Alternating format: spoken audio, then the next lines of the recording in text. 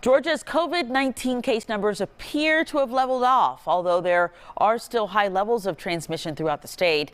The Georgia Department of Public Health says 254 people were hospitalized with COVID-19 today, and there were 93 new deaths tied to the virus.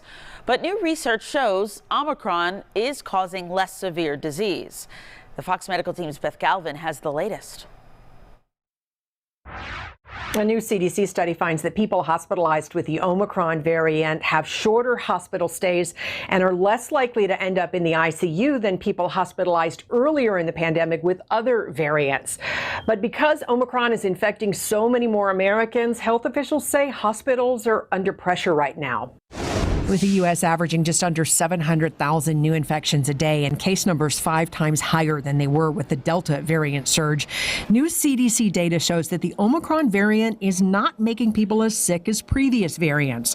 But CDC Director Dr. Rochelle Walensky says because of the sheer number of cases, hospitalizations have rapidly increased recently in a short amount of time, putting pressure on hospitals. Importantly, milder does not mean mild, and we cannot look past the strain on our health systems and substantial number of deaths, nearly 2,200 a day, as a result of the extremely transmissible Omicron variant. As of Wednesday in Georgia, 5,060 people were hospitalized with COVID-19, and 94% of Metro Atlanta's inpatient hospital beds and about 84% of the region's ICU beds were full.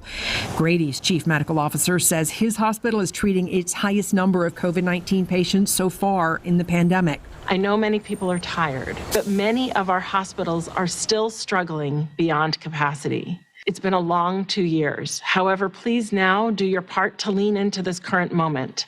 Now is the time to do what we know works: wear a mask, get vaccinated, and get boosted. Just over 63% of Americans are now fully vaccinated, and about 40% of those eligible for a COVID-19 booster shot have received one.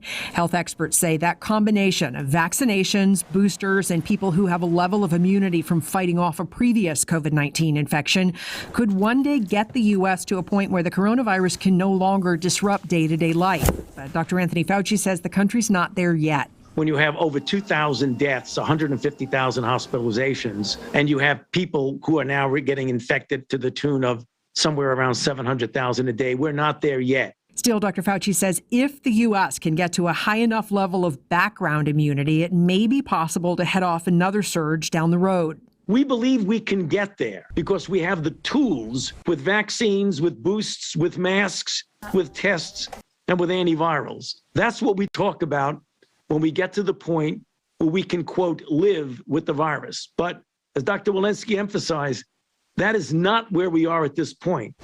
And White House officials say the first shipments of free N95 masks are arriving at pharmacies and community health centers throughout the country. They will begin giving them out later this week, 3 to a person. For your Fox Medical Team, I'm Beth Galvin.